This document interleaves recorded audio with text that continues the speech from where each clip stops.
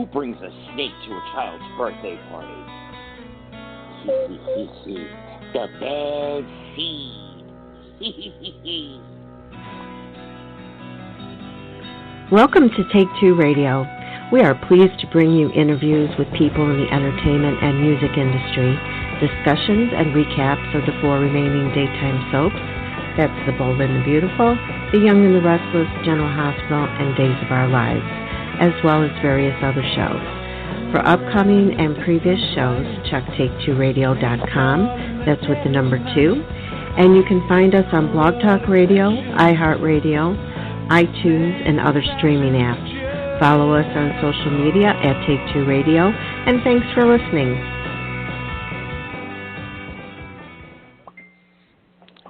And good evening, everyone. Welcome to Take2 Radio, Soaps and Review. I'm Pam, your host. Can everybody hear me okay? It just sounds funny on my headset. I can hear you. Yeah, you sound great. Fine. I can hear you. Okay, it just sounds weird. You know, it's like I'm still adjusting to using these because they're noise-canceling headsets, and it just kind of sometimes throws me off. Like, I can't hear myself, but I can hear everybody, so I want to make sure everybody hears me. So, anyways, welcome to the show, everybody. We have the whole crew here today. We have David, Anthony, Candice, and Carolyn. And, of course, tonight we are super excited to bring a special guest to you, and that's the award-winning actor and producer, Wally Kurth.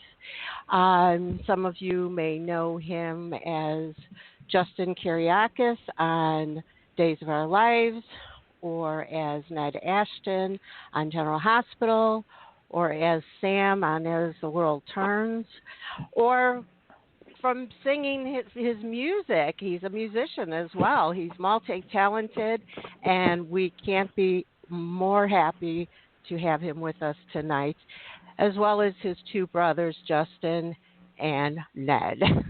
Welcome, Wally. Well, hello, can you hear me? Yes. Can you hear We? Yes. Okay, Yeah, we got you. I've been. Okay, good. I've been saying hello. I didn't hear anything. Okay, good. So we're on. We're on. Okay, I can hear you guys. So it's all good. Yeah, I didn't click you live until I did my introduction. That's why I couldn't hear you saying hello. So sorry about that. Okay, I just didn't know if I did the right thing. Okay, so it's all yeah. good. Well, we're hello, all everybody. good. How's everyone's quarantining? Okay. Oh, here we go. Oh, boy. There. I'm outside. Hold on a second. Maybe I should go inside. I'm outside. A helicopter just went overhead. They're looking for you. They're like Southern California living. Yeah, Okay. Hold on. Let me just... Oh, shit. This thing is leaking. It's all broken. Okay. Hold on just a second.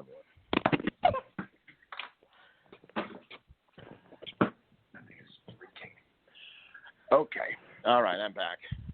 There you Okay. It's gone. Okay. Well, So yes, here I am, and I'm anxious to get back to work, but unfortunately, I don't know when actors will be able to get back to the studio. Yeah, we're waiting for that. And this is a long wait.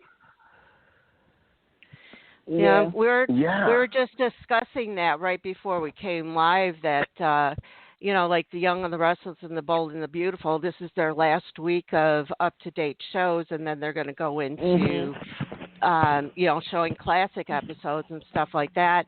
And we know Days of Our Lives, thankfully, you know, has enough in the bucket to keep going. General Hospital, though, I haven't heard exactly on that. Has anybody heard anything? I heard that. Oh, go ahead. Oh, no, go ahead. Oh, I don't know. I did hear something that about maybe they were trying to extend some shows, and of course everyone knows about the Fridays. They're only airing new shows on Monday through Thursday, so I think they're trying to push it out as far as possible. I think right now we have shows till probably the 2nd week of May. I think so. If they can push it, they might be able to push it to the 3rd week of May. So if it does go off the air, hopefully it won't be more than 2 weeks or something, 1 or 2, 3 weeks maybe. Yeah. But that's crazy about Bold and Beautiful and Y&R. That's a long time.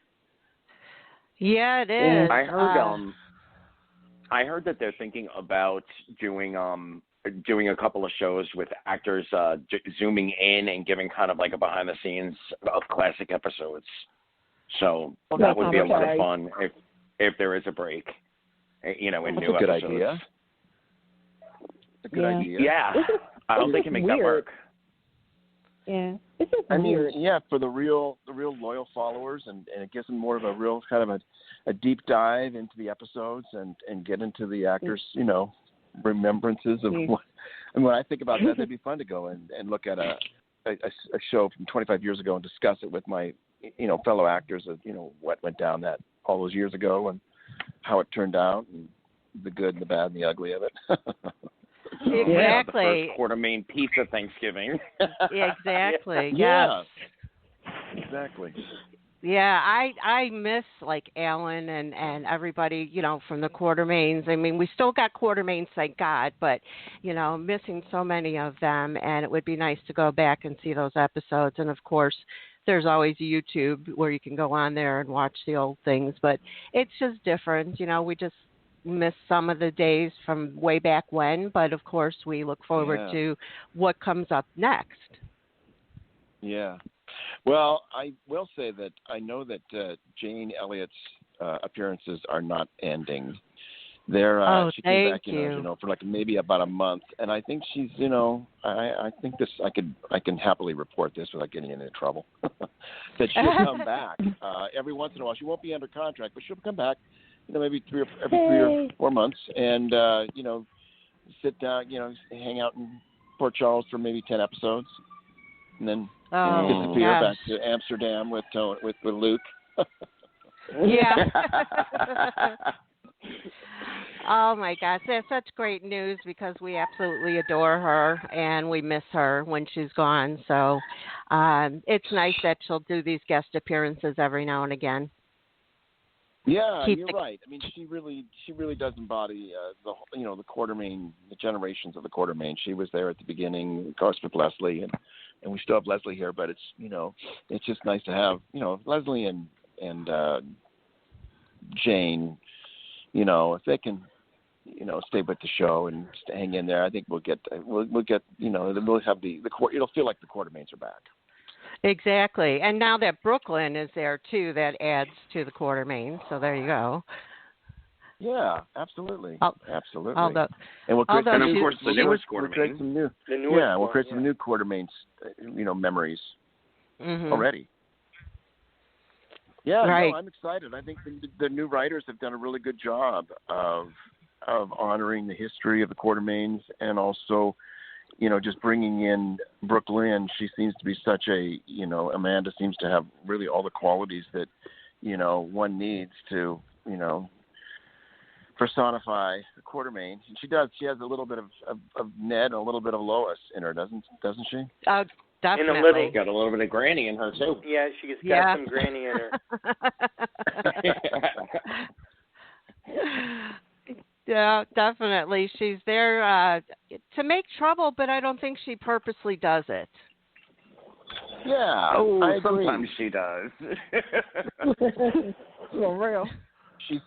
Amanda will look at me like, oh my God. She goes, I'm so hateful. People are going to hate me. And I'm like, no, they won't. You're doing just great. You're just doing things that, you're getting yourself in trouble, but you're totally justified. And, I'm not. Ned certainly hasn't been perfect under the circumstances. He's made some questionable, moves. And so, everyone makes mistakes on these soaps, and then they get themselves in trouble, and then they have to, squirm to get out. Mm-hmm. Yeah, they have to do something to redeem themselves. Yeah. I always thought that it's, sometimes you work with actors who don't want to ever appear, dumb or make a mistake or be mean or lose. And I'm always like, well, then what if you win every scene and you're always looking good and smart in every scene? Well, then what do you? I mean, yes, you don't want to be an idiot and just to create story, but everyone makes mistakes. No one's perfect. Right. And we're if it's a well-written scene, you can still be smart and still feel like you're right and make the wrong choice. and exactly, which will get you in trouble. And we do it in real life all the time. Right. And if a soap wasn't drama, we wouldn't be watching. So, hello. Yeah. There you go. It wouldn't keep us interested if everybody was perfect and walking around perfect, saying the right thing all the time and doing the right thing all the time. That would get boring. Exactly. And if your favorite couple was always together and happily in love, then you'd be bored of them in a month. It's just hard to write happy couples. I mean, unless it's a sitcom, and even then, let's face it, right? It's just hard to. Yeah, people. You need dramatic tension is what in the writing world. You have to create dramatic tension, and in order to do that, it's basically two people wanting the same thing, or two people wanting different things. Two different people wanting the same thing, or two people that are in a relationship together wanting different things. So it's dramatic tension, and so you have to have that in order to have drama. Mm-hmm. So there you are. Right. Well, I've true. always wondered what gave you, or what, or who, or how did you get interested into acting? Well, thankfully, I got into it when I was really young. Honestly, I grew up in Billings, Montana, youngest of 5 kids, and I was always singing around the house, and I think I was always I'd be viewed as a sort of a class clown. I was always just loud, obnoxious, needing lots and too much attention. So, I was always getting into trouble. I was going to the principal's office, going down the hallway. I never stopped talking. I was, distracted. I wasn't a great student. And we can hear this all the time about actors. So it was nice that when I was in 6th grade, they had an audition for Oliver in town in Billings, Montana, at the high school. So they're looking for young kids, boys, to audition. And so the music director's wife, the high school music director's wife, actually was my 4th grade teacher in my elementary school. So she knew that I could sing, and so she made sure that I went to the audition, and I went down there and sang with a bunch of other kids in Billings, and I subsequently got the part of the Artful Dodger. And that experience really was so formative. I was just telling my wife the other day how after, when it opened, there was a review in the paper, and I got a really nice review, and my mom read it to me, and I was so proud. And then I was invited down to the mayor's office to meet the mayor, and the mayor was, Mayor Fraser, which my grandmother was a Fraser, so I always felt like just sort of a connection to this mayor. But anyway, he invited me into his office, and here I was, this 11-year-old kid meeting the mayor of Billings, Montana, and he was so complimentary. In fact, he even said that they had just filmed the movie Little Big Man right outside of Billings, actually on my aunt's ranch and uncle's ranch, and part of the movie. And he was just saying how if I'd done this show, a year before, I could have auditioned for the role of the young Dustin Hoffman in it, which of course that's neither here nor there, but it was just all compliments. So it reinforced wow, maybe I could do this. And I had a lot of fun doing it, singing and dancing and getting all sorts of applause and getting laughs. And so I thought, wow, this is fantastic. And I'm getting all this encouragement. So I kind of had it in my head going to high school. I did competitive drama. I was in the musicals. I was in choir. So from an early age, I was just encouraged to pursue this passion, and I had a talent for it. And there I was. So I was really quite lucky to find my way, my job, my career. It sort of found me rather than me having to seek it out. Really, and at such an early age. I mean, a lot of kids. I just asked my I call them my G sons because I always say I'm too old to be a grandma. So my G sons are 10 and 11 years old, and I just asked them the other day what they want to be, and they're like, oh, I don't know, and then they're like, well, maybe I'll do this, and some kind of sports related thing and that. So it's usually they're not quite certain at that point, but with you getting into that play, it helped encourage you to go on with the compliments and so on. And you knew just inside you that's what you wanted to do. That's wonderful. Yes, it's very, very true. And honestly, I was such a little troublemaker that there's a part of me that really realized that I'm glad I did find that, because I was pretty much an attention seeker. Yeah. So I had a really nice place where I could go and get attention. And not get in trouble. And not get in trouble, honestly. And I did get in my share of trouble in Billings, Montana, because that's what kids did, and it was a great place, to do it, and so you could get in trouble and not get in too much trouble. So, right. But no, it was just like I said, and I didn't do all the plays in high school. I was still a regular kid, but I did enough and to keep me interested. And then when I went to college, I really focused. I went to a small liberal arts college in Denver, and then I transferred to UCLA, and so I was really focused, really focused, actually, after high school on the art of acting, and that's when I learned to play the guitar and the piano, and sort of taught myself. I mean, I had beginning lessons, but I really focused on it and really worked hard. I mean, when a lot of people were partying at college, I did all my partying in high school, and in college I really kind of stepped up and really, did a lot of the work that I probably should have been doing in high school. In fact, I always kid people and say I learned how to read and write at college.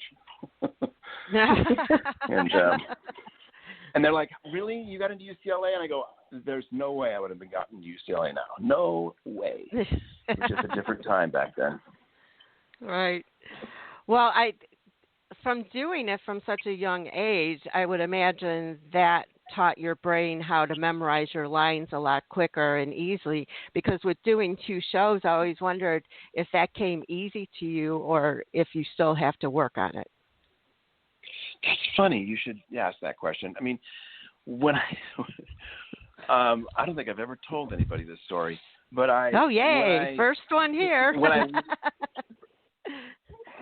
When I went to my very first rehearsal of Oliver, I had the entire show already memorized, and I pretty much memorized everyone's lines. But I definitely had all of Artful Dodger's lines. Now, Artful Dodger didn't have a lot of lines, but it was enough. It was it's a full play, and I was off script already. And I remember people commenting like, "Wow, the kid's already off script and memorized his lines." Now, granted, there was years I didn't ever do that. I often would look at my lines the night before, and sometimes last minute. I don't do that now. In the last 10 years, I've now done it. I spend a lot more time with my script, so I can really just not have to worry about it, because we do it so fast now. We work so fast. I want to try to get it in one take, which is what they hope we can do, just to get through it. But I do think that I do have created a muscle to remember things, and there's little tricks, and then it just seems like especially if it's good writing, usually it can happen organically. You look at what the line is before you, and you get the thoughts from what the person is saying to you, and so it triggers the memory of what you need to say.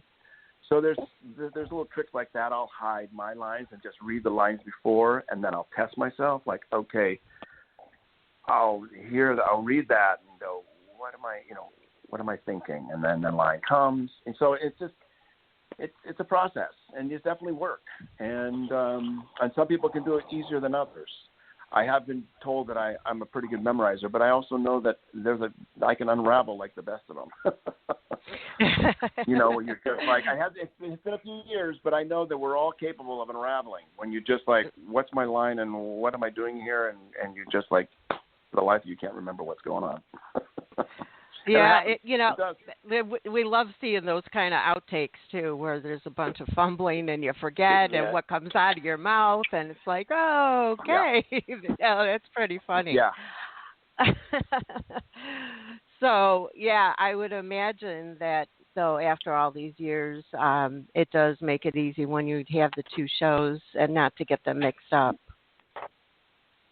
And I'm not working every day And I mean, there was this last 2 weeks on Days of Our Lives, I was watching a lot of it because it's this story that I was really interested in watching. We did it a long time ago, but I was on. It seemed like I was on every day for like 2 weeks, and I think it might have been the case. And that's very rare that I have day in and day out. So I do have time to memorize my lines for GH, memorize my lines for Days, and not feel like I'm overloaded. Now, having said that, I do look at my lines almost every day, and especially if I have 4 or 5 scripts the next week, and if I'm on a hiatus, I'll have those lines down. I'll look at them, and so I'll try to have my lines down 2 days before it. So I'll look at it the following day. I'll look at it the day before, and so then when I go into the studio, I'm totally relaxed, and I'm just having fun, and knowing that what we're doing now is we're going to play, and we don't know what you really want to try to keep that feeling of improvisation all the way through it. Like you don't know what's going to happen next. You're really listening. You're not worried. You're not just sitting there thinking about what it is you're saying, but you're actually really listening and engaged and trying to get something from that other person. So that's kind of, where I'm at and what I try to do in my process of how I work today. Well, right now we've just watched Justin and Kayla commit to each other, and I'm wondering what words of wisdom would you, as Wally, give Justin about fighting for Kayla, even though they just committed to each other? Yeah. Well, I don't know if I'd use the word fight. That's one of the things I think that this particular story has been well written, in the sense that I think a young Justin would have okay, throw down the gauntlet. All right, here we go, Steve, it's you and me. And I think wisely Justin has, because he's a little older, let's let Kayla decide. And I really think that if Kayla had come back and told him, he even expected it. Remember when the conversation started, you learn back to Steve. He would have honored that, and he would have walked away. Okay, I get it. I certainly haven't. I'm not surprised. It's Steve. It's the love of her life. Right. So, but that didn't happen. I mean, I left it in her court. It's her decision, isn't it? And I always thought that they did that in soaps too much. Where, for instance, Wally. If I was ever battling it out with another guy for a woman, I wouldn't be that guy that would lose his mind. Wait a minute. It's her decision in a sense, and why would what can I possibly do to prove to her that I'm the one, other than just be who I am and let her decide? I'm going to push him out of the way. I'm going to beat him up. I'm going to get down on my hands and knees and beg her to choose me. That's just not what I would tell Justin to do, and he didn't. Right. And so I kind of approved of Justin's behavior, because it really was her decision, and she was the one that he really was willing to go. Okay, I'm just going to let her go. And I think he also honored his feelings and said, "Crap, I really am in love with her, and I believe her when she says she's in love with me, and I want her to know that I really do care as much as Steve cares." So I thought it was really well written. I hope everyone thought that too. Yes. I watched all those scenes, and I thought, as we were doing it, it felt right. And after watching it 8-9 months later, it still felt like it looked good. It looked right. It looked logical, and it looked emotionally logical. And Justin learned from the experience with Lucas and Adrian. You could see it in this go-around. Yeah.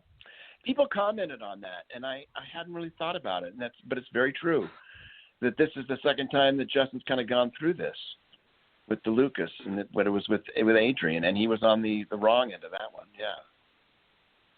Yeah. Well, I have to tell you, I'm here to tell you there's a lot more to come, and it's really good, and I think the audience is really going to be entertained and satisfying, and really, I think the writers gave all three of us just some juicy stuff and I'm really looking forward to seeing it, and I'm looking forward to seeing the fans react to it, because I think, as you know, I've been doing these soaps a long time, and it felt good while we were doing it, and I think that I think it's good. I can really recommend it, and I'm excited about it. Well, we're very happy with Days of Our Lives. Yes. It's at one point or another with any soap that we watch, there's times that we want to fast forward through stuff because it's just like, are you kidding me? But we haven't done that with Days, and actually, I haven't done that with any of the soaps, to tell you the truth. But I have another question for you before I let my co-hosts go ahead and ask their questions. And I just wanted to say I had such a crush on Ned, especially when you sang on GH, and those leather pants are retired, but we would like to see some singing come back, and maybe you could do something with Brooklyn. You think that could ever happen? Yeah. Yes, I do. And luckily we have the nurses' ball, so there's a logical time to sing. I mean, remember, I used to sing all the time on Days of Our Lives, too. Yeah. They just, unfortunately, they just don't have the time or the music budget to license songs. I mean, I just saw something on YouTube the other day where Justin was singing a James Taylor song while Adrian was walking around Athens, and that's when we had broken up right before we got married. And I mean, they can't license a James Taylor song. I mean, we licensed the Queen song and Michael George Michael's song Faith. Those were like $15,000-$20,000 just to have the rights to sing, Crazy Little Thing Called Love. That's a lot of money. Yeah. And then especially it's just a lot of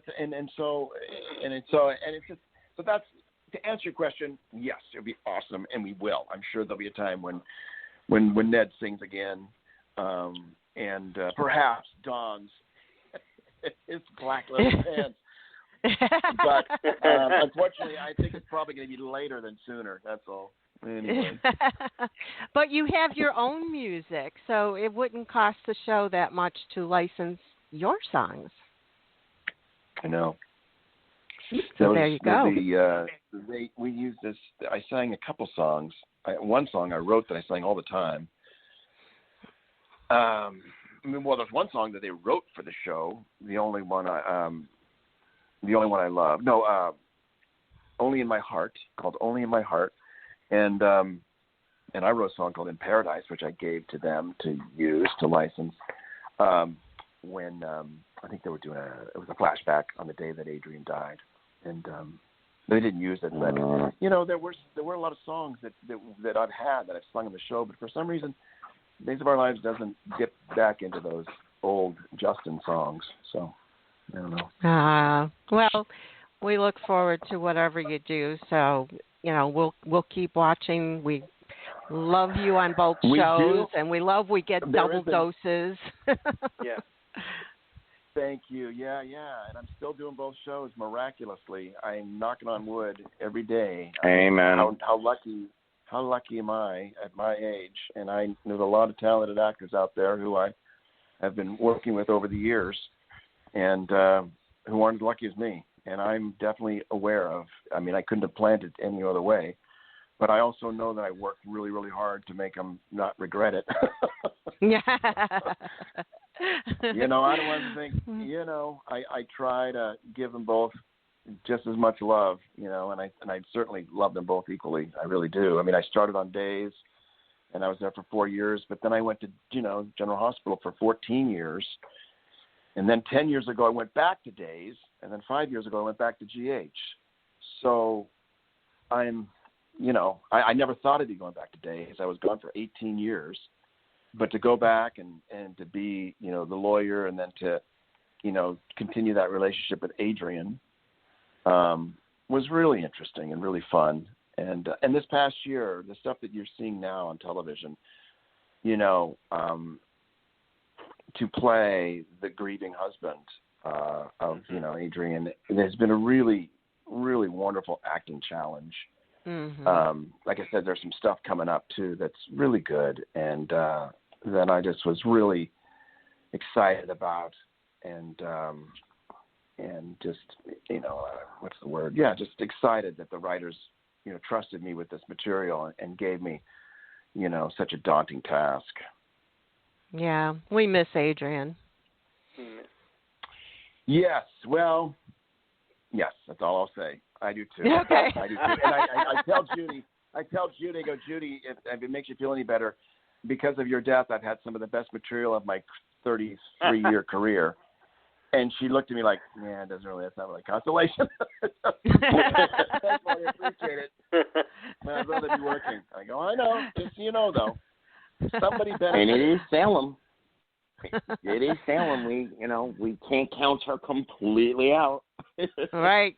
Oh, calling no, Dr. no. Rolf. No, calling Dr. Rolf. Yeah, absolutely. Soap operas. You betcha. Well, I'll go ahead and let David ask his questions. Sure. Oh, hey, Wally. Oh, happy birthday to David. Today is David's birthday, Wally. David, happy birthday. Thank you very much, I'm honored sir. that you're giving me your time on your birthday. Oh, it's a pleasure. It is all mine. I wanna take you back to the first time I think I've heard you sing. I'm not sure of the year. I think it was reported in the early 90s. Oprah Winfrey had a handful of you on her show, and you were singing Eyes of the Child. Yes. And it was that album With Love from the Soaps? Correct. I believe. Yes. Okay. How did all that get started? A lovely lady from Canada who I can't remember her name. Does anyone remember her name? She created this foundation, Through the Eyes of a Child, to raise money. I'm sure they had to do with children. I remember exactly where the charity was, or it was, I don't know if it was Canadian, it probably was, raise money in Canada, but also America. And she hooked up with Oprah, and somehow she got a hold of those producers, and they were like, okay, let's do it. And remember, we sang that song as a group, and then I sang a song by myself. If it ain't, leave it alone. Leave it alone. If it ain't broke, no need to fix it. Let it go. Pretty soon you'll see the difference. Playing my guitar, and I think I played it live. I think I was playing it just me and my guitar, and that was fun. That was really fun. Michael Damian, I remember Michael Damian was part of the album, but for some reason didn't want to be a part of the choral number. And I remember afterwards, after we were all doing our thing and singing, and he sang his solo, but for some reason he had sort of removed himself from all of us. And I remember afterwards he felt really guilty and kind of like regretted the fact that, well, wait, why didn't I join in on the big number with all of you guys and sing the chorus together and sing this one song all together? But we had singers from all of the other soaps, and we all met in Hollywood at a studio, and we all recorded our tracks. Remember, it was sort of it was a group number like We Are the World. Right. So everyone had a line, and we did a really nice video, which I'd love to see now. It was a really nice video done. I remember they took pictures of all of us in the recording studio recording it. Yasmin Bleeth, Ricky Paul Golden, Rick Hurst, Victoria Rowell,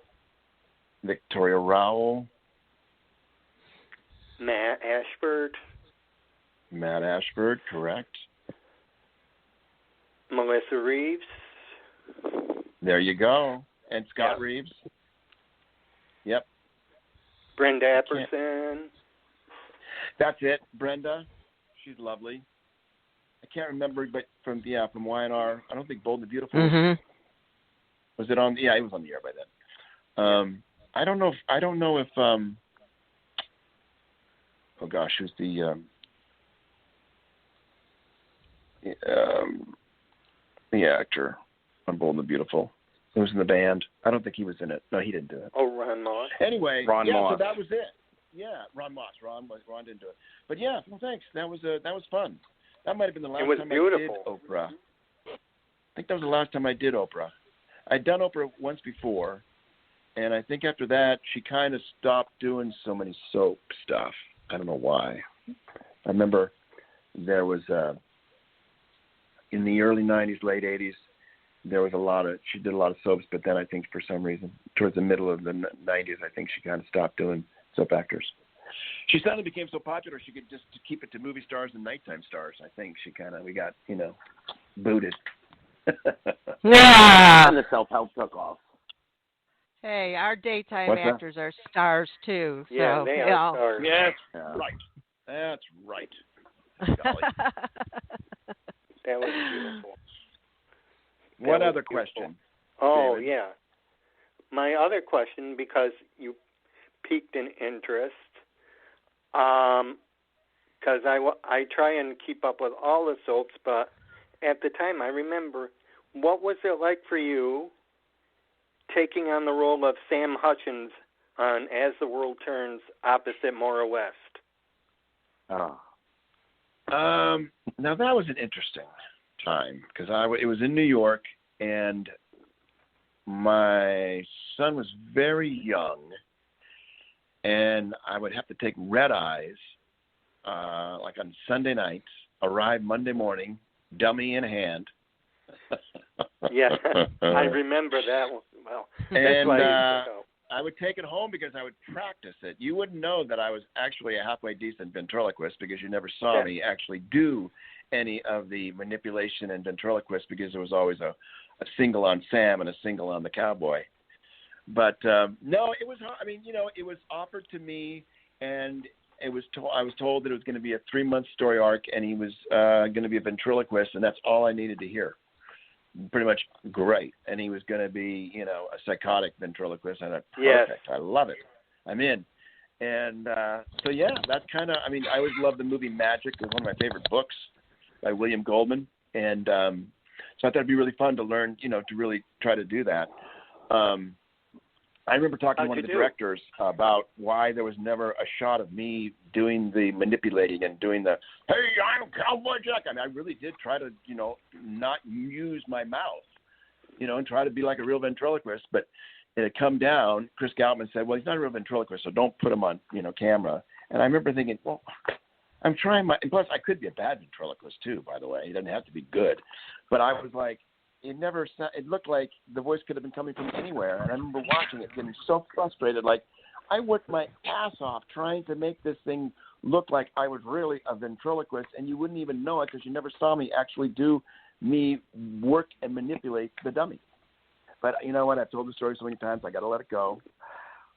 Let it go. But anyway, that's the experience of working on As the World Turns was that I really worked hard at being a ventriloquist, and it was those long nights of red eye, getting into a rental car, driving right over to the Brooklyn studio, hauling my ass up those stairs. It was a really tiny little studio, very vertical. And, I felt it was kind of a weird studio in the sense that I didn't really know. I don't know why. I mean, I guess I could have been more friendly, but I didn't really connect with all that many people on the show. I kind of did my thing. A friend of mine allowed me to live at his house in New Jersey, so I'd basically just go in and do my job and left. I didn't really talk to Roger. I didn't really, I worked with Maura, but Maura and I are much closer now than we were back then. We didn't really hang out at all. In fact, she even regretted, like, as I was leaving, like, why didn't we ever go have a drink afterwards? And I'm like, I don't know. But we never did. And Michael, they were all, they're doing their things, and they had their families. So I didn't, go and fraternize with them outside of work.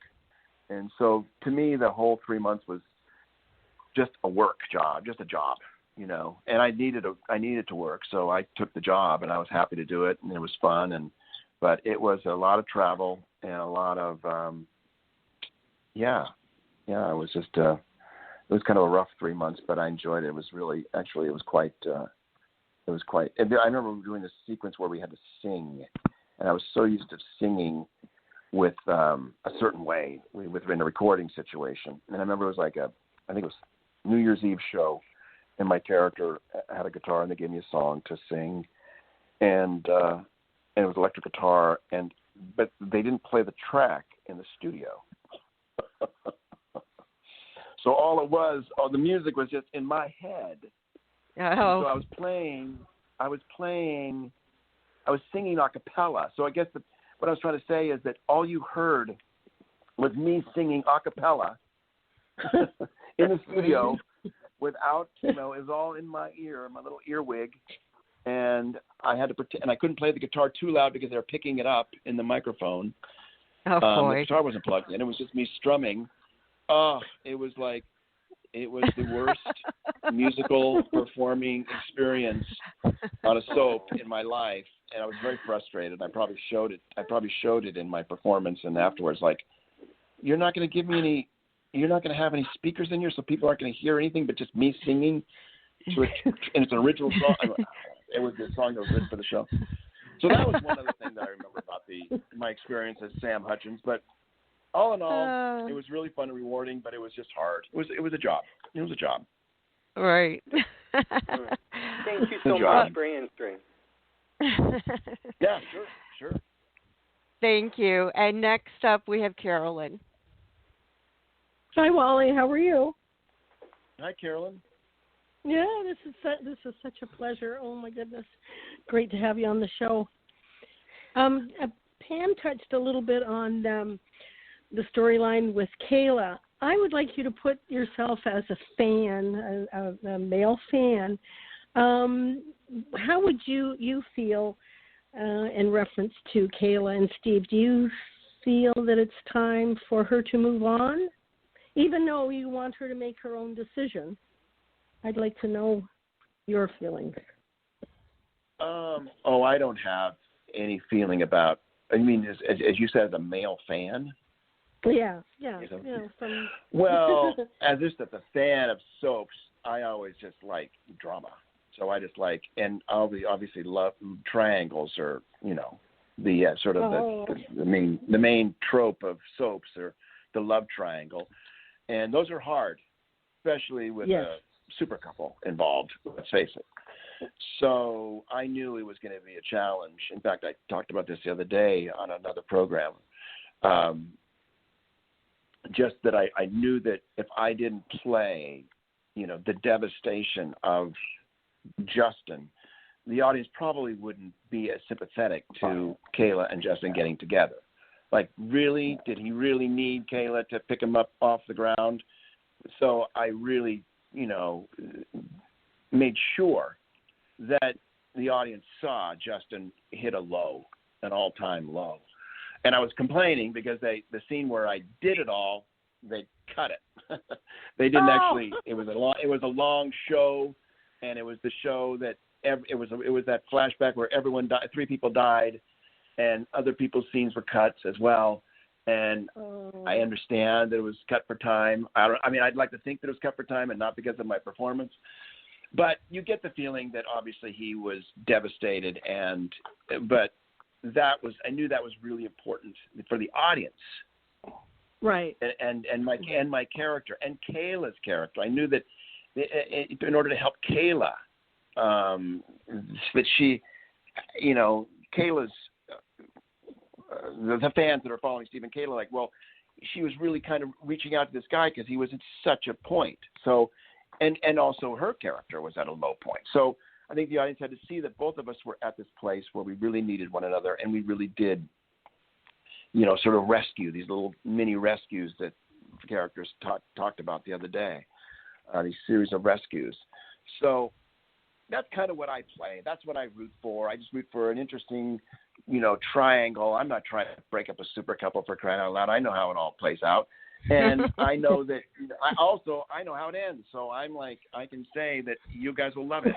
And I'm not, I'm just saying that you can probably imagine how it all ends. So I'm not going to say it, but, so it's just hang in there. It's all good. It's a good fun.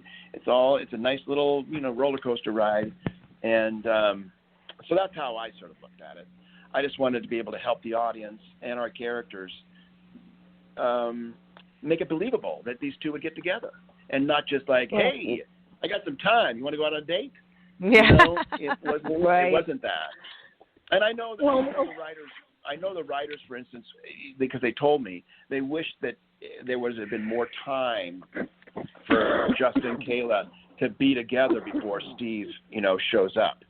They had to put us together kind of quickly, and then Steve came to town. So it really wasn't much time to kind of fall in love with the two of us as a couple. So anyway, I think with that in mind, I think everyone sort of pulled off a little mini miracle to make it even somewhat believable that these two would continue to be together and would choose to be together at this time, and not just run back to Steve. So, but you'll see, there's a lot that more. There's a few, we got months down the road here that it's really fun stuff, and I think you won't be disappointed. And but yeah, no, as a male fan, I don't want to see any super couples break up, but I also want to see, life, sometimes couples that you think are like meant to be together and you're rooting for, sometimes they don't last, and that's real. That's true. Well, I always keep in the back of my mind as well. He's a prominent lawyer and she's a doctor, and we have to keep that in mind as well. They can't be too vulnerable. Yeah, they are humans, but yeah. No, it's the storyline has been great. My second question, you mentioned Judy, and I'm a big fan. I've been following her. How is she doing? She's good. I spoke to her, I guess, about a week ago again, and this has been a very, very difficult time for her. And devastating here. Was it her choice? But she and Michael, she sounded pretty good, and we just sort of spoke about the pandemic and about going back to work. But we were working together before it ended, so we were doing some really fun stuff together. So we're hoping that we'll get back to work soon. Okay. Well, was it her choice about the show, or how did that come about, or do you know? What do you mean? On the timing of her leaving the show, I think you mentioned she will be back. I hope. Yeah. No, he didn't really say so. Okay. Yeah. Yeah, I guess I didn't say. I guess I didn't say, but you can hope. But yes. She so I guess to answer your question, she didn't choose to leave the show. You mean to kill the character? Yeah, no, she didn't choose that. Right. That wasn't her choice. Oh, yeah. No, that's sad. You'll see her. So that's all. Okay. I feel much better. Yeah. And thank you very much for taking the time to visit with us. This is great. Thank you, well, Carolyn. I love soap operas. I love doing what I do, and you guys are the fans of the show, and there are the reasons why we're still they're still on the air, and we're still working. So I try to help promote what we do and encourage and just reach out to the fans and let them know how much we appreciate their viewing and support. So. My pleasure. Well, thank you very much. Thank you. Okay, next up is Anthony, and then we have Candice. We don't want to keep you too long unless you have time. So. No, I'm okay. We'll get two more, sure. Okay, good. Thank you. Hey. They're all my co-hosts, just so you know. This is regular setup. So. Okay. All right. I'm ready for you. All right, Anthony. Hey, Wally, we met way too many years ago to count at a super soap, and you were awesome. So, first and foremost, I just want to say I have always wished that Ned and Alexis would circle around to each other. And now I'm wishing that Justin and Eve would have circled around back to each other, but I digress. Quartermaines.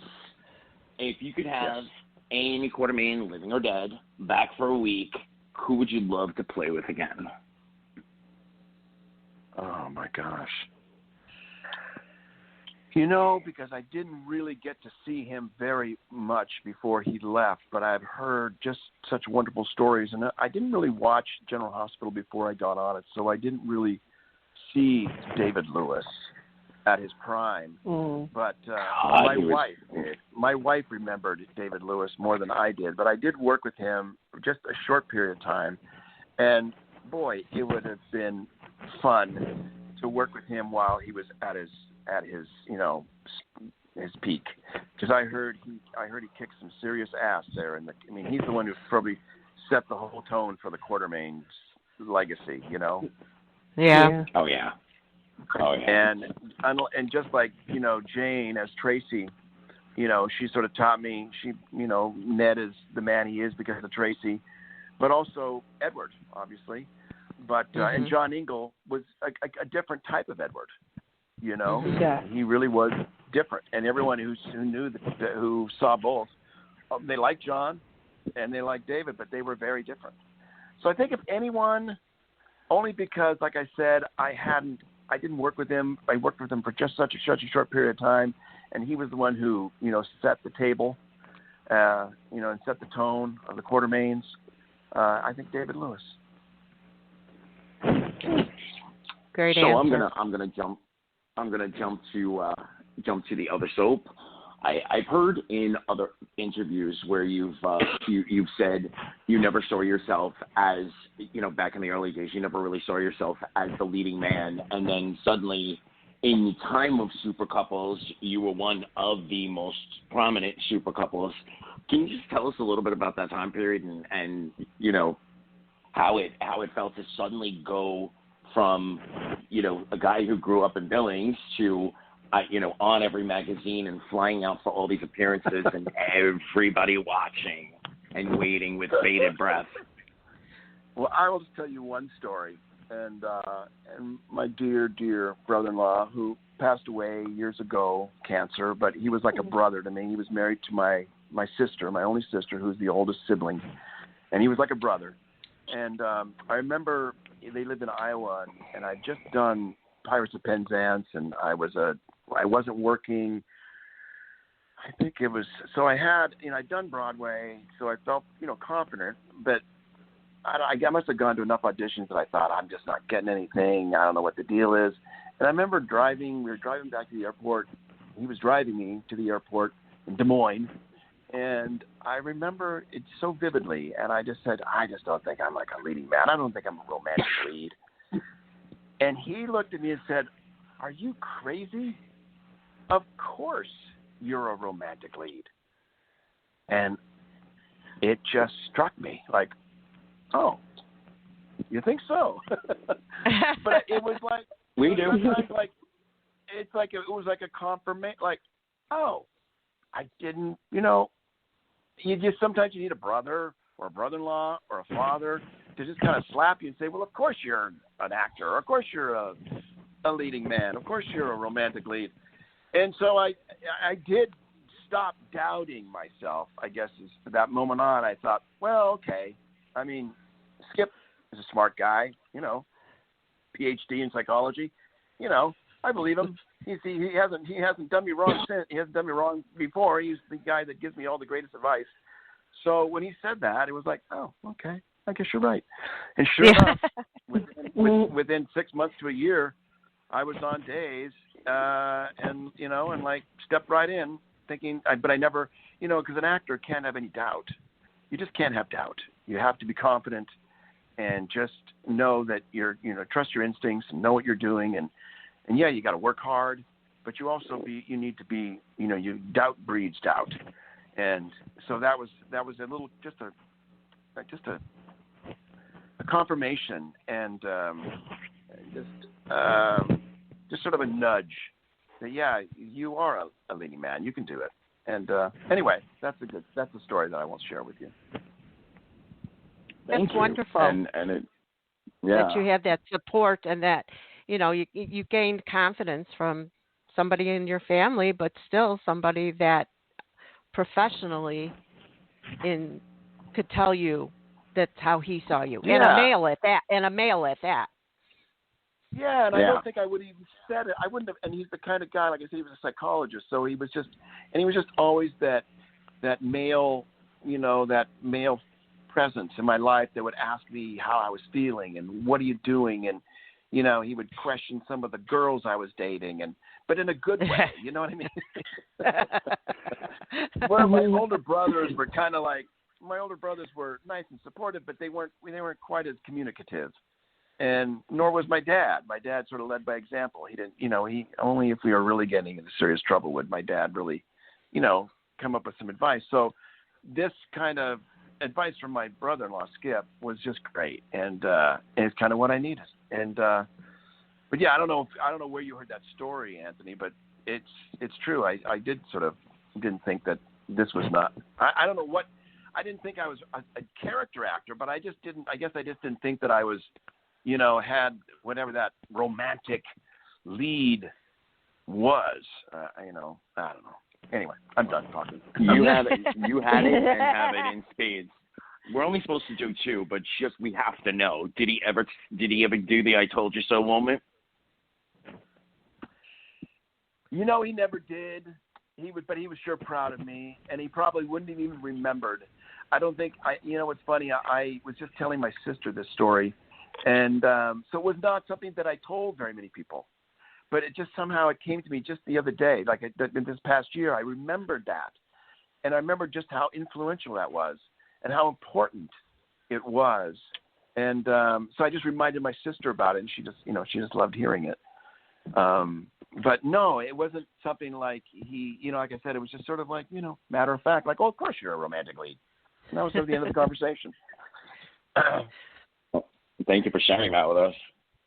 Mm-hmm. Sure.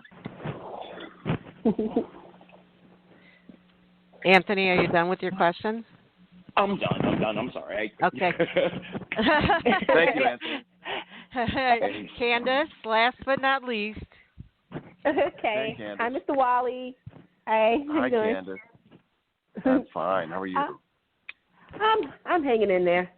Just like everybody else, just hanging in there and cleaning. It's a little frustrating, isn't it? I'm getting a little cabin fever myself. I'm ready to go back to work. Yeah, I think all of us are. But, at this time, it's one of those times you appreciate the time you have. You appreciate and you can get things done that you normally don't have time for. So, Okay, so I have 2 questions. And the first question I have is, you did one of my favorite shows, One Day With, on SoapNet. While doing that, did anything surprise you or made you think, the audience might be surprised to know this about the guest you were interviewing? Oh, good question. Yeah, I did that a lot. I think that happened more often, than not. That was a fun show. I always kid people about the fact that everyone who did a SoapNet show, their acting career ended. No. Lisa Rinna, Ty Treadway, Oh. Wally Kurth. As soon as I did that, whatever happened to that Wally guy? It's true. I was let go at General Hospital right when I finished taping that last segment of One Day With. I'm convinced it was like ABC's way of like, oh, that's how we get. Wally's got SoapNet. Wally doesn't need this show.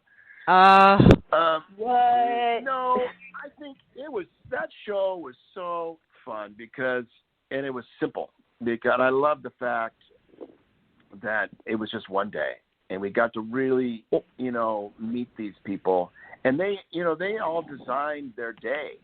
I would say, do you want to do it at your house? And if they said that they felt comfortable about shooting at their house, we did. If they didn't, we said, fine, we can meet somewhere else. We'll meet at a store. We'll meet at a restaurant. We'll meet at a park. We'll meet at a climbing wall.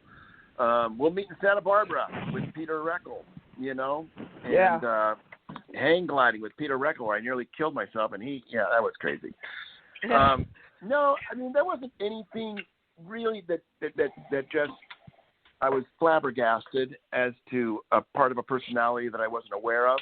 I was just happy to, meet these people and and like I said, the way they chose to, what part of their life they wanted to reveal. But the last person that I worked with was Tony, and the network, the SoapNet network, really wanted me to get Tony, and I know Tony's really private, but I wanted to, at least try, and I knew I'd take care of him, and I knew it would be respectful, so I was delighted that I was able to finish with Tony, and it was really great too, because we were just at a table. We just met at a restaurant in Hollywood, and I kind of threw out all the bad ideas that the producers wanted me to do, where he would have to he's a rollerblader, and they said, how about if he rides up on his rollerblades? I'm like, no, we're not going to have Tony ride up on his rollerblades. Tony's a dancer. Look at that. Why don't we have Tony? Can you ask Tony to do some dancing sometime in the middle of the segment? I'm like, no, I'm not going to ask Tony to do dancing in the middle of the segment. We're going to just sit down and we're going to talk and just have a good old time. It's only 30 minutes. And I said, we're just going to sit down and have a conversation in the bar and then go sit down and have dinner. And then I think we had cigars outside as well. I thought it turned out to be a great episode. It was. And so anyway, that was the last episode. And I don't think Tony ever saw it. I remember telling him, hey, did you ever see that episode? And he was like, no. And I go, well, it turned out really great. And he looked at me and said, I bet it did, Wally. I'm glad it did. So, and I understand. I don't watch things that I do just because the experience is. I know the experience will be better than what the edit is, the final edit. Right. But I was happy to know that I think his episode was strong. Yeah, that show was really good because it was like you said, it wasn't a production. It was just an intimate setting. 2 people spending the day like we all do with our friends and just, having fun. It wasn't, and I appreciate it. Yeah. That's why I said that's one of my favorite shows. I like those kind of shows when you do those kind of interviews. Sort of like this. Yeah. Like Take Two. Yeah. And I really wanted it to be. I wanted it to be a conversation, and I'll never. And I also got in a kind of a fight. I remember at the end of that, and they got really, and we had to kind of email each other and apologize to one another because I got all hot, and she didn't get hot, but I got all hot because the producers were in my ear and they kept asking me to ask him a question, and we're having dinner, and I just wanted to you know what? He's starting to relax. He's just talking about life in Utah and whatever, and I'm like, why? I said, just let the tape roll. We're not going to be using it all anyway. Just let me go down some of these paths that. Just having a conversation, then we bring it back, and then we get what we get at the end of it. You can edit it later. Right. And for some reason, I just got so mad at them. I just, got up from the table, and I'm like, I'm just having a conversation. I kind of, and I never play the diva. I just don't. But I was just, so respectful of Tony and appreciated him taking the time to do this. And I could feel like the conversation was heading in more of a place where, stuff we might not hear about from Tony because we don't ever hear from Tony. And he was talking about where he was did a scene with Emma Samms in the sack and he was completely naked. I didn't know that. Oh. And that he was the first person in daytime to actually show frontal nudity. I didn't know that. He said if you pause it, you'll see it. I didn't know that, Tony. So it was we had some good stuff. Yeah. Wow. It also started, and my very first episode was with Ingo, and Ingo was a friend. He still is a friend. And so we went in, and he had me say, hey, Wally, what if you come in and you ring a doorbell, and I don't answer. So you walk up the stairs, and you just come into my bedroom, and why don't you just hop in bed with me? And I went, all right. You want me to hop in bed with you? I went, okay. Let's do it. Oh my God, the producers loved it. The network thought it was the greatest thing ever, and they thought you've got to this is the most incredible show. And I think that's why we sold the show, is because it was that you were in bed you woke up Ingo on a Saturday morning and you woke him up in bed with him. I mean, that was incredible. Boy, this is Like, going to be a great show. Like, that's must-see TV right there, folks. Yeah, there you go. And so my second question is, you've played so many characters over the years, from Justin to Ned to Sam to Hudson from Ladies of the Lake. My question is, which character would you like to stay at home with while everything is on lockdown, and why? Why pick that character? Huh. Wow.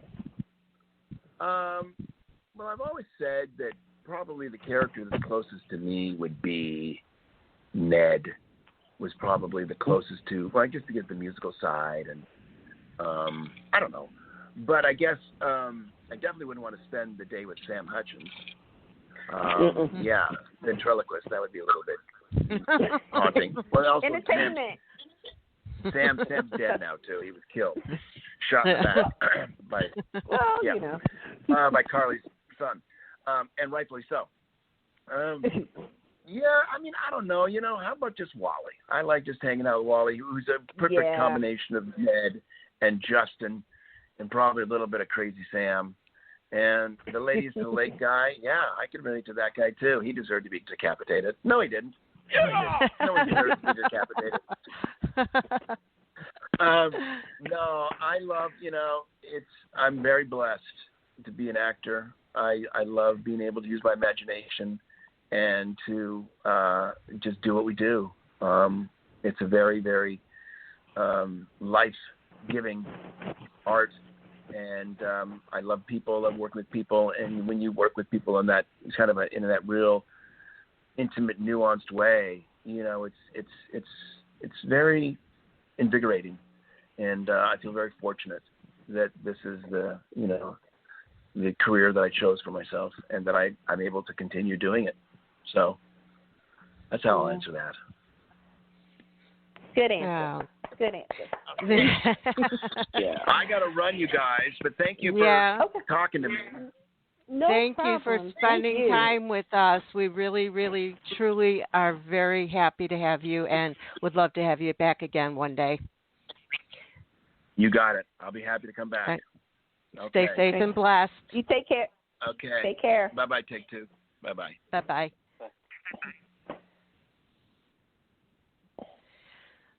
Oh, my gosh. Another great one for the books, and we got a couple of exclusives. This is. Yeah, I know, right? The only thing that would have you made never it better, know you what you're stole going to my get thunder, when you Pam. start. Pardon? No. You stole my thunder, because I was going to ask him if he could evoke a little Eddie Main and just give us a couple of lines of happy birthday. I was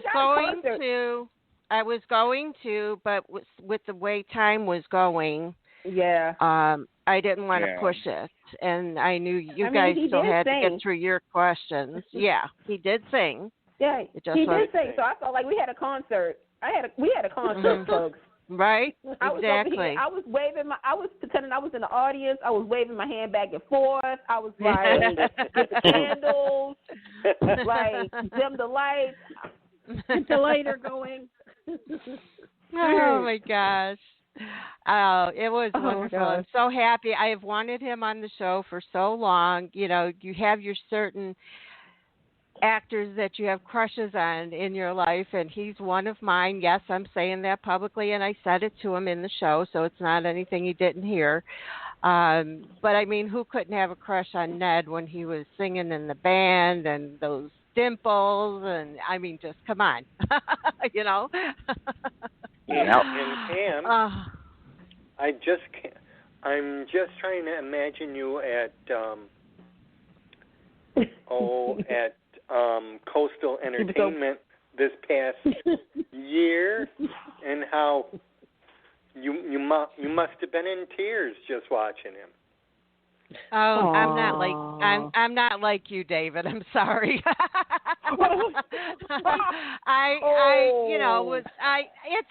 It's not a down thing. I'm not putting him down for it. He's just more emotional than I am.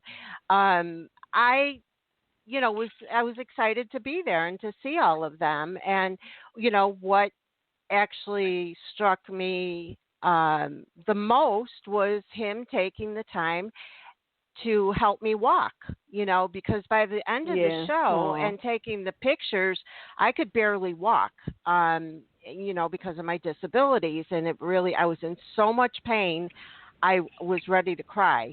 And he helped me walk, from my chair. And that meant so much more to me than anything else. And I can't even thank him enough for helping me.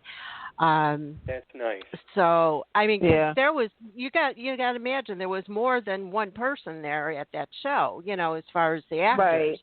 But he's the one that actually, got up and helped me walk, and that meant the world to me. So that's what touched my heart.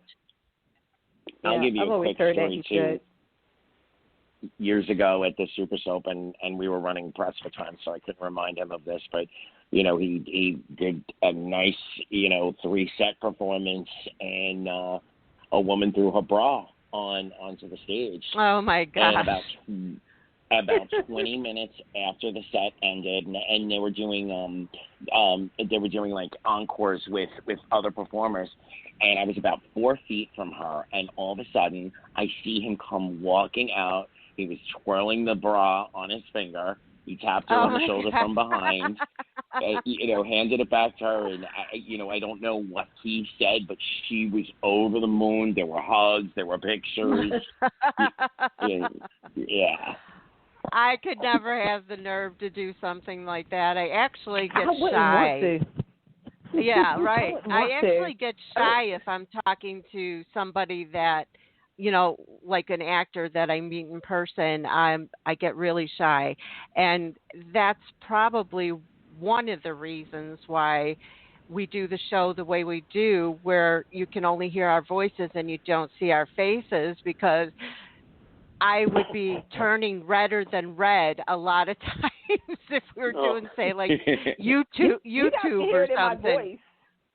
You guys can hear it in my voice. If I get embarrassed, like on the show that has happened so many times, I'm not going to say when and who, but you guys can listen to our past episodes.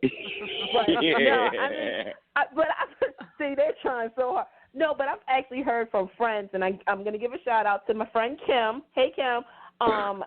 That Wally Kurth is one of the hands down nicest guys out there. Like at sub events, he's helpful.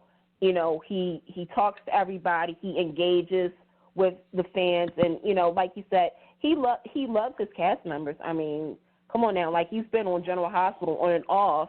He's been on days on off 30 years. I mean, until he's just hands down one of the nicest guys. Like, he's on the list with Peter Bergman as far as the nicest guys of this industry. I've never met him, so.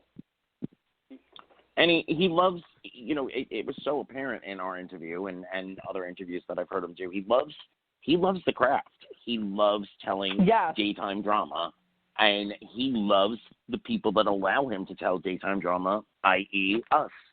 And it shows.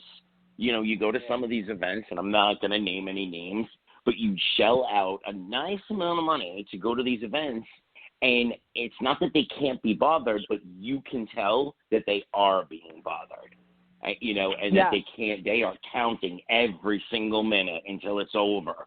And, when you get night and day like that, it's happened. And, it's really just, I'm not a crier. I don't get shy. I don't get embarrassed. It's part of my job for many years anyway. But, when you see somebody who, they put money out of their paycheck, quite a few weeks to do this event, and they're sitting there and they're just waiting for a smile, like, a couple of kind words, and it's like, here, take the picture. Okay, move along. And you can see the crestfallen face sometimes, and it's just like, wow, it highlights even more guys like that. He said he never plays the diva. I absolutely believe that. Absolutely believe that. Yeah, I totally agree with that as well. Just from my, experience with him that one time, I could tell. And all of the people, though, that were at that GH event were very formidable as far as, engaging with the audience and that, and they had such a great time. And I hope to get to do another one in the future, but we'll have to see how that goes. So as we're running out of time, I hope so too, thank you. As we're running out of time, we need to get to a couple of announcements as far as, we mentioned earlier what Y&R and B&B are doing, and then did you have something else to add to General Hospital, Anthony? Yeah, so they're like I said earlier, they're playing with how to do it, whether to live tweet, but they're trying to work it out to do a stream from home if they have to, or wherever the actor and actresses will be, to put classic episodes on and have them running a live commentary. And so that looks like a lot of fun. And I also heard something that they're looking into doing a table read kind of thing also on a Zoom or a Skype of scenes that didn't make it to shows we've already seen. Just giving some kind of new content to interplay with repeats if they have to, but they're hoping to go back into production in May. So we'll see what the world brings. Yeah. Well, Illinois was just informed that we're on lockdown now till May 30th, or was it May 31st? Right. We're May 15th. So, yeah, New California York is May 15th. California is too, right? I think too. Yeah. There's till May 15th, but they're going to be doing a check in a few weeks to see if it's going to be extended or not. From what is being reported, I feel like I'm like on the news now. Like all of a sudden, what is being reported live? Yeah. Okay. Is that some of the soaps may go back in production. They're hoping by July. Right now, they're thinking and hoping by July. That depends on the lockdown extension. So stay tuned to your local news, not us, but your local news, to find out when the lockdown is going to continue. But for right now, GH. Actually, I've been hearing different reports about GH regarding their episodes. Yeah, me. Anthony, you probably heard this, that it's between late May, early June, because they're stretching it with the flashbacks. Correct? Yeah, they're saying right now with the way they produced it that they could make it through the end of June if they throw a couple more episodes, that are half flashback, half new. And they can make it all the way through May. Maybe if they do like Monday through Wednesday new episodes and do a Thursday, Friday classic, that would help too. Well, as fans, none of us would really complain about that, Well, I think that, and as you guys know, I had a call with an insider today. And I think if they can pull off doing the classic episodes with commentary and so on and so forth, that's going to bring back a lot of people that have stepped away.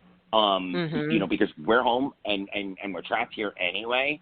And so, let's say if luck would have it for me, I think one of the best experiences would be if we could get Felicia, Bobby sitting, Christina and Jacqueline, sitting there and talking about that episode where they were both in the hospital. They both found out Christina falls down the wall, getting commentary of what it was like to film that. And that would bring, how many people would that bring back, right, to the fold that haven't watched? Right. So I am really hoping that this comes. Has anyone seen the special that they're doing? Is it People Magazine announced an ABC special? Yes. The story of soap? Yeah. So what about that? What's happening with that? That's prime time. Okay. Am I right, Candace? Yeah. So on May 19th at 8 p.m.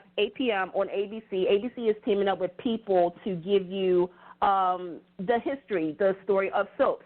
how the soaps have become what it is today, from the beginning to now, to how it's also been a blueprint for primetime shows like Desperate Housewives, Empire, Games of Thrones. I feel like I'm doing a promo here.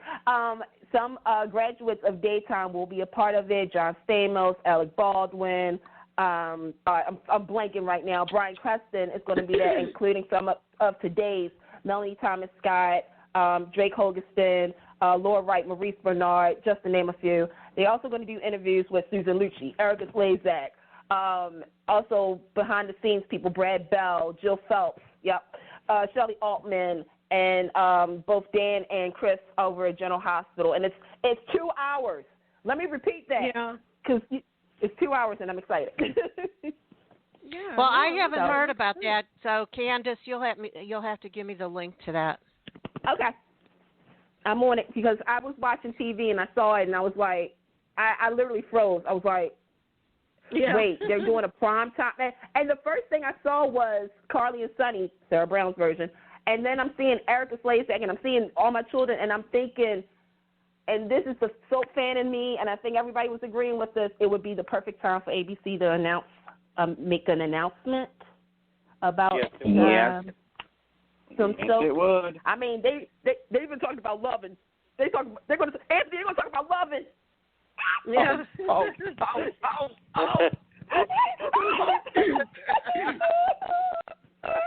it Andy Cohen that's brought it together? I can't. Go ahead. So it's People Magazine.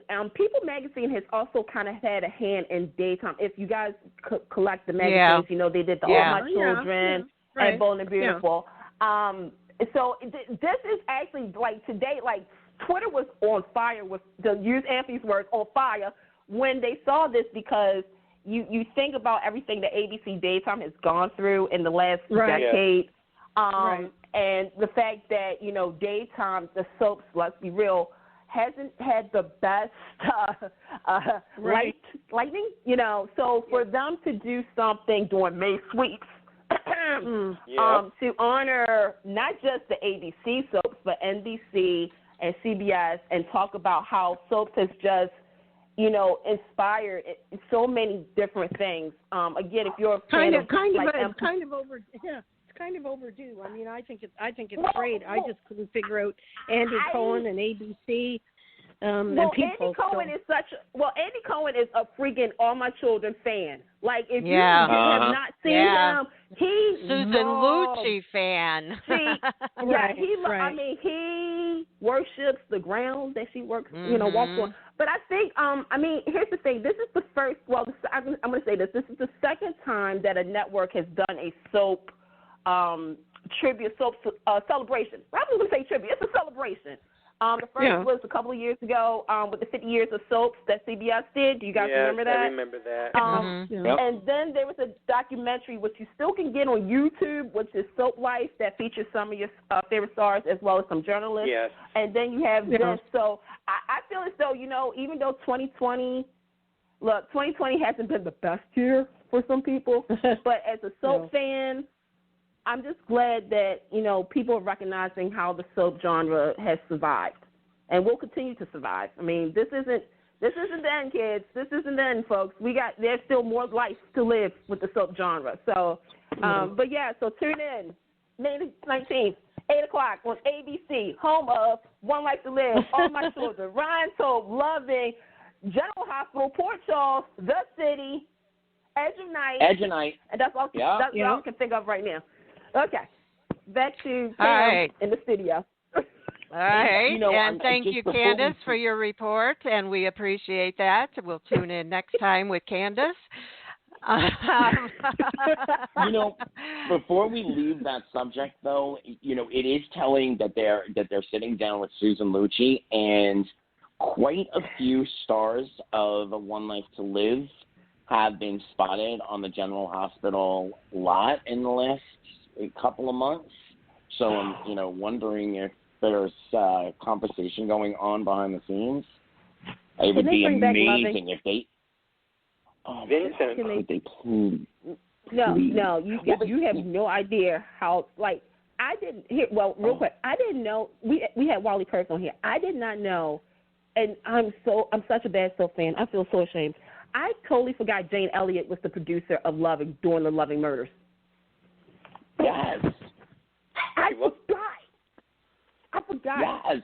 I forgot. I feel so ashamed in my life right now. Well, we have to move on now because we're counting down time here, and I don't think we're going to get to all 4 soaps. So Anthony wanted to start with General Hospital today. So let's go ahead and do that one. First up, I didn't really take notes, but I did put down 2 things. I wanted to say the conversation with Valentine and Laura about Charlotte. I mean, that just tore me up because, you know that he loves his daughter, but this is probably the first time that you saw him really put her first over everything else. Yes. And wanting Laura to help her, and he wouldn't fight a custody battle with Lulu. And I was just like, wow, that really touched me. I mean, that was like, okay, Valentine, we know you love your daughter, but this really proves you love your daughter and you want the best for her. That just really touched me. What about you guys? I'm going to play devil's advocate on that one. I do believe he loves her, but I also think that he's running away. You know, the conversation between him and Charlotte right before that, you know, how can he come back from that in her eyes? And now that he's not quite the hero anymore, I feel like it's a double-edged sword that he's actually running away. But you know what? If he's running away because he loves her that much, and he sees what he's doing and how it's influencing her to become like him, and he knows that he doesn't want to be the way he is, and he surely doesn't want his daughter to be like that. So there's a difference between running away and running away because he loves her that much. I validate your point, and I hope it's that, but the argument could be made for the other side, saying, yes, he doesn't want her to be that way, but also he does not want to explain to her why he is that way and why it's okay for him and it's not okay for her. That could be part of it, because he knows how he grew up, and he doesn't want her to hear the horrible side of that part of his life. He doesn't want to hurt her that way. So I get that part too. So I think it's all those things are all connected to why he's doing this. If it wasn't James Patrick Stewart, I don't know that Valentine would have lasted as long as he did, as he has. And I don't know that we would be feeling these conflicted emotions. I look at Nicholas and I'm horrified right now. I like the character. I like the actor who's playing him, but I'm horrified. And I look at Valentine, and I'm like, this is the classic. This is one of 4 classic soap storylines. This is the bad guy who 2 or 3 years from now is going to be one of the really good guys. You can see it. Right. You can see the trajectory of it. Right. And the writing has been pretty darn good as far as that part of it goes. But again, if it wasn't James Patrick Stewart, I don't know if it would be as emotionally gripping as it is. Well, yes and no, because any good actor and any good writing together could make it work. It's just, I think there's something, like James has that it thing, and I think that's what brings it together. David, we're going to say something. I think Valentine doesn't want Charlotte to have any trace of grandma in her. Right, and that's where Valentine. I think that's where some of the fear is coming from here. Right, because he knows what it did to his life. Right. Candace? And, honestly, again, he knows what he's about to do. We know what he's about to do. How ugly it'll be, not so sure. But, now that he's not on the pedestal, when the next round of stuff comes, she's going to be on top of it, in a heartbeat. She no longer is looking at him through rose-colored glasses. Mhm. Well, when she said she saw him push Ava over, I was like, oh boy. That's not good. That's not good. Candace, what were you going to say? Oh, no, I disagree. I mean, I do feel as though, like, the character of Valentine has gone through the ups and the downs, writing-wise. I do agree James is a great actor. I do agree that he's still right in the middle for me regarding, everything. But yeah, other than that, I agree with you guys. I'm just waiting for the other part of the story. Kill Peter. There you go. That's forgotten around him. We can't talk kill Peter. No. What, we can't? I ignore that part. So there we go. I know David was crying buckets when Willow and Chase broke up, but I have to admit that I felt choked up when Chase was talking about how much he loves Willow and he loves her enough to let her go. And to me, that's true love. Yeah. Yeah. Yep. I thought that's pure love. That is one gift. It's pure love, and I'm glad to have seen, the range of emotions with all four of them, really. Right. Yeah. But, I've been saying General Hospital on fire for since the beginning of the year, if not longer. Not so much with this storyline. I got into a little bit of a war on Facebook the other day, because quite honestly, it is 2020. There is not a judge, and most definitely a good other defense lawyer or whatever you want to call it, lawyer, who is not going to rip it to shreds. You're in love with this man, and 3 days later you married this man. Yeah. Right. It just, and the other part that doesn't make sense to me is, why does he have to be married in the first place? right, And why exactly. why couldn't it be his girlfriend? She doesn't have nothing wrong with her. She's not a murderess or something. Diane pointed out because of the whole Nina Reeves thing.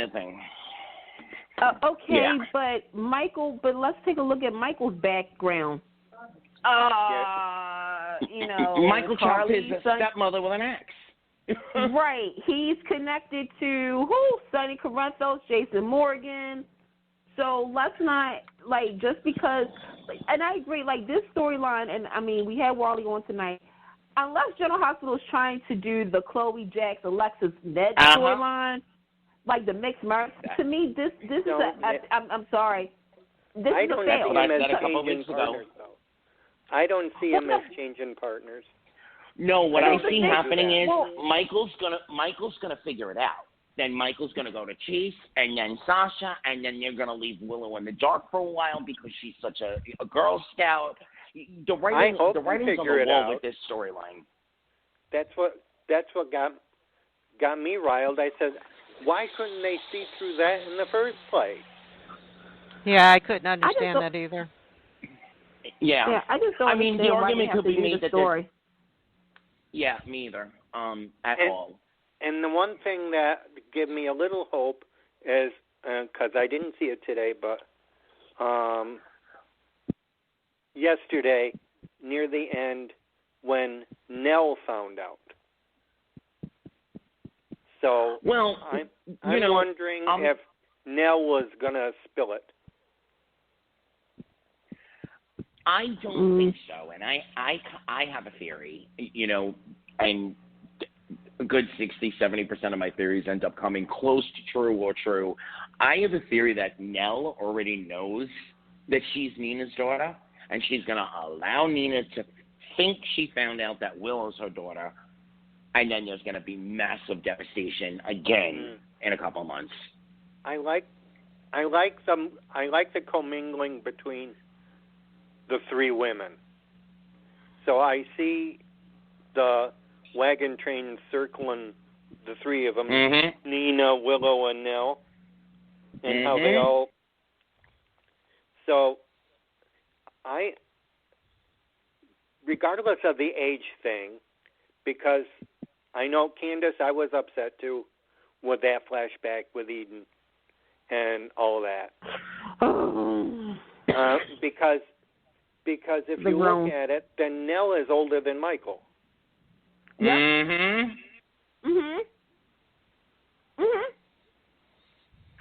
And then there's just my theory about those two maybe being twins. I say they're twins. Because it's too easy. Right? I mean, for the longest time we thought that Willow was Nina's kid, long lost kid, because they played the beat. Then they dropped the story. Soon as Michelle left and Cynthia came in, they kind of dropped the story. Then the speculations that, okay, it's too easy to have Willow. I mean, the fans figured it out. See, I'm talking about loving again. Figure it out. So it's like the ultimate twist would be to have Nell be Nina's as well as Willow, and Nina be like, oh, my God, I didn't know I had twins. Or you probably did know you had twins, but somebody stole the twin. Like, that's the only way that this whole story can be saved. Well, not even that. Well, I post on Take Two's Facebook page, what's coming up and spoilers and stuff like that, but I don't read them. And I don't remember exactly where I saw, as I was posting, that supposedly Nell is not going to be Nina's daughter. It'll either be that Nell uses it and plays as though she's Nina's daughter, and we get that for a couple of months, and then Nina wants to back her child, and so on. And that would be some really good writing, actually. Yeah, like supposedly. Yeah, you're a little breaking up. You're breaking up, yeah. Yeah. Hello? I just wanted. Can you hear me? Anthony? Yeah. How about now? Am I back? Yes. You're good. Am I back? Can you guys hear me? Okay. I hear you. Yeah. Okay.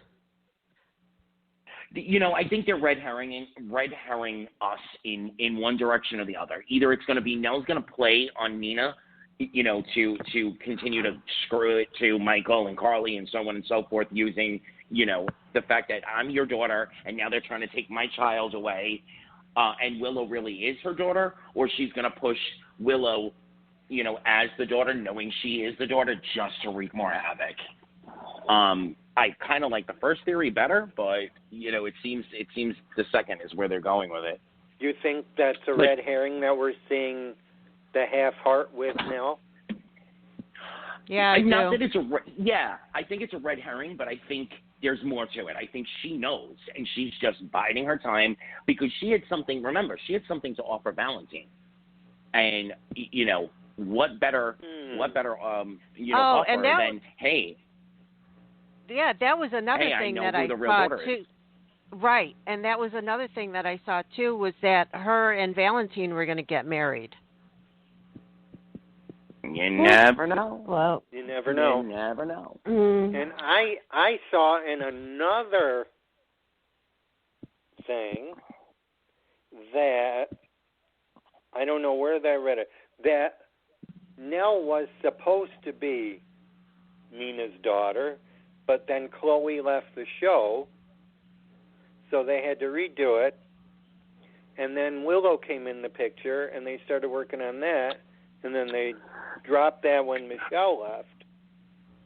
There were so many botched storylines in, but in I that don't know time where I read period. that that it wouldn't surprise me. Again, Drew, Billy Miller, Drew. There were so many botched storylines at that period of time that it really wouldn't surprise me. Yeah, speaking of Drew, I'm looking at a headline right now. Again, I did not read the story, but it says, Holly Sutton and Drew Kane still alive. Tristan Rogers' Twitter hint offers hope for Peter's victims. I did not see the tweet. Did anybody else? I did not see that. Okay, I'm going to look up Tristan Rogers. Any thoughts, anybody? I'm going to Holly's dead. Well, okay. I don't think Holly's dead. Okay, I'm as the fan club president of the Kill Peter fan club. Sorry, Tim. I feel as though this is a way to really, truly, quote unquote, redeem Peter again. Obviously, when they said this week that Holly died, here's my thing. As a viewer of General Hospital, I don't appreciate, first and foremost, you killing off long-term characters, like characters that we know, okay? If you're going to, like Taggart was on screen, off screen is Holly. If this is a ploy, for Peter, because they're just trying everything and anything to keep him around, and character-wise, can't stand him. I'll be honest. I can't stand him because they've done too much with him to just be like, okay, we get it. You already tied him to the show. You already tied him to a character that we love, that sometimes we want to pop up our head. But I said that I would be surprised with General Hospital's history if they did really kill the character off. Now, do I think they really, truly did? If they're going to try to, like I said, to redeem Peter, then, yeah, Drew and Holly are alive somewhere in Cataconana, Cuba somewhere, sipping a martini or something like that. But I don't know. I mean, Tristan Rogers, God bless him. But, I wouldn't put it past GH doing it. I don't know. I don't know. But, I honestly kind of can't wait for the storyline to be over. Anna is unrecognizable at this point, and it's driving me absolutely batty. And what I wanted to ask you guys, and so it's a perfect transition, how are you guys feeling about Sam right now? About Anna? Samantha. Oh, Samantha. Mother of the Year. Elizabeth Part 2. The same way you did on the last show, Anthony. I want to know where she is. I'm kind of hoping, as much as I'll hate it, I'm kind of hoping that something happened we didn't see on screen with her and Shiloh, drug wise or whatever, hypnotism. Because if this is the character now, I'm just like, what a humana. After all of the crap she gave Elizabeth year after year after year, about Mother of the Year, and now this is who you are. It just. I don't get it. You're risking your freedom, and you have children. Like, more Sam, importantly, you have kids. at this point, he stood there and told her, Cyrus is the worst threat we've had to deal with in years. And she's like, I don't care. I want to be with you. Okay, we've seen Michael get shot in the head. We've seen Morgan. that the children. Yes, where did all that go, Sam? You got no. You know what? She needs that cat fever again. She needs that cat scratch fever again to put some common sense into her or something. Because I'm sorry, like that's General Hospital. I say this with me and GH. We have this thing that this love and dislike thing. My divorce papers are still here. I don't like how in the last couple of months, not even years, they've really ruined 4 characters. All females. I just want to point that out. And it's like, Sam, when Jason and Drew wasn't around, Sam was a tough. Like, she still was Sam. She had common sense when she was with Patrick. You know, the hot tub with Lucky. Good grief. And even when Drew came back and whatnot, and I know fans are like, well, this is not her. This is not Sam at all. Like, for her to risk everything just because she wants to be with, where was this? Then tell me, where was this Sam at when she thought Jason was gone? Or when Jason came back the first couple of months? Like, it's just, to me, I just was like shaking my head. I was like, wow, I don't know what to say for this character that Kelly Monaco is playing, because this ain't Sam. Is this Livy? Just the twin thing. Is this Livy? Is it Livy? No? Okay. I thought I can give her out, but I can't. Sorry. I just... Well, we've got 15 minutes left, so I just want to touch real quick on the Mike and Sonny story. Mike going downhill is really breaking my heart. I have to get off now. I'm so sorry. I will see you guys in 2 weeks. Big hugs, but my Instacart is here. No, Anthony, you'll be back. Anthony will be back next Thursday, April 30th at 7 p.m.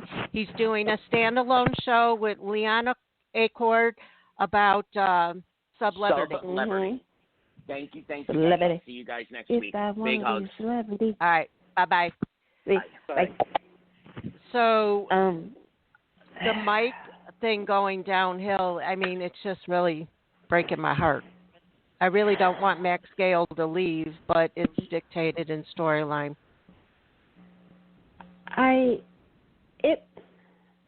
It broke my heart to see him. First and foremost, I will say this, you know, General Hospital, if there's one story that I'm really still attaching myself to, it is the Mike storyline, because of now the reality is that Mike isn't, there's no bouncing back, you know. Right. The fact that Mike had a stroke and now cannot use his functions. When Sonny was trying to give him water, it just broke my heart, because I've had family members in the nursing home, so I know exactly how, you know, this goes. Mm-hmm. It's like, that's the one scary thing, is that, you know, they're choking on their own tongue. And the fact, I love what Elizabeth said, and whoever does the research did it right.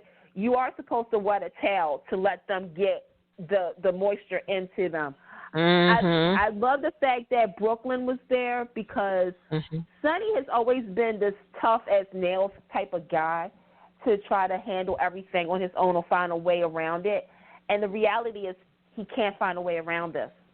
Right. He can't, you know, this is, you know, and when Mike said, is it over yet? I'm like bawling. I'm like, oh my God. Because you know it's coming. It's coming. You know it's coming. And I was thinking about this with GH in their filming sketch. I'm wondering if they already did it. Right. And if not, and this goes for all three shows, is whatever original ideas you had, I hope you are kind of rethinking about it for when you go back to the studios. Because Mike's situation is going to be an emotional situation. And it'll be one of the few times I cry. Right, because and the thing is that because it touches on so many layers, but the fact of like Sonny, the fact that we've all gone through the Sonny Mike relationship on the show, and from start to now to see the evolution of it, to see those scenes with Becky, Maurice, Amanda, and Max. It just brought it all. It. I don't know if I'm saying it right, but it was like it pulled on so many emotional strings, and it touched on certain things, like the fact that he doesn't have anything lined up in case something happens to him, like if he wants to be resuscitated or not. And well, that's I saw a headline saying that Sonny is going to fight the DNR. I mean, that's a reality too. That's a reality. It is. That's a reality right there. Yep. Because, once it happens, I mean, that. Woo! Lord, okay, GH, you're gonna put me through an emotional moment because seriously, that like when he was gagging, that just was like that's a reality. Yep. Exactly. That is a reality. Exactly. Yeah, that's rough. Well, we've got 9 minutes left. Let's get to Days so Carolyn can participate. There's more of GH we want to talk about and stuff on the other two, but while we got Carolyn here, let's do some of Days.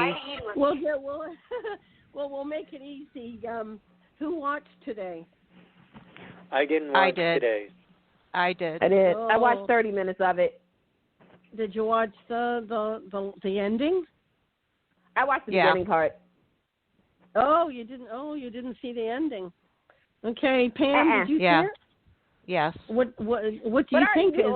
Is there word that he's leaving? I have no clue. But Candice and David, do you want me to do you want us to talk about it? I already know what happened. I already know what happened because I'm going to watch it anyway after the right. All right, so Kristen stabbed Victor. I was waiting. I was wondering when that was going to happen. Yeah. Yeah, I'm gonna ask this question because it was in the promo. Do we think it really happened, or do you think she's dreaming? I think it happened. Yeah, I hope it's not a dream. No. I think it happened, but then again, I got that little part of me that says that she's dreaming because she's so mad at him and she has the knife in her hand and she's just picturing herself stabbing him. But I did see, I think it was in the promo where they were showing Victor in the hospital. So that's why I'm thinking she did do it. Okay. Well, just adds a lot more drama. Poor Maggie. Oh, it's just oh no! Did they tell her? Not good. Julie, kind of, sort of. Big mouth Julie. I did see that part when Julie came in and she said something about Sarah. She was like, because they told her not to say anything because Maggie doesn't know. And Julie comes in and says, "Oh, it's the thing about Sarah." What? Didn't anybody tell you, Julie, to shut up? Right. Yes. Yeah, well, no. she didn't get to tell. Will saved the day. Yeah. Yeah, Will came in and just said that basically Sarah changed her mind about marrying Xander. That was the big news. She didn't say nothing about the baby. He didn't say nothing about the baby. Yeah. And that's what I kind of figured he would go with when he went back in there. Because that is big news in itself. For Maggie. Yes. Yeah. Oh, poor Maggie. Poor Maggie. Oh. But I have to say that, I understand that Kristen is upset that Sarah took off with her baby, but she is not showing any empathy for Sarah at all, who has raised this baby since birth, and how she must feel knowing that her baby, she's lost it. She lost the baby. She lost her mind.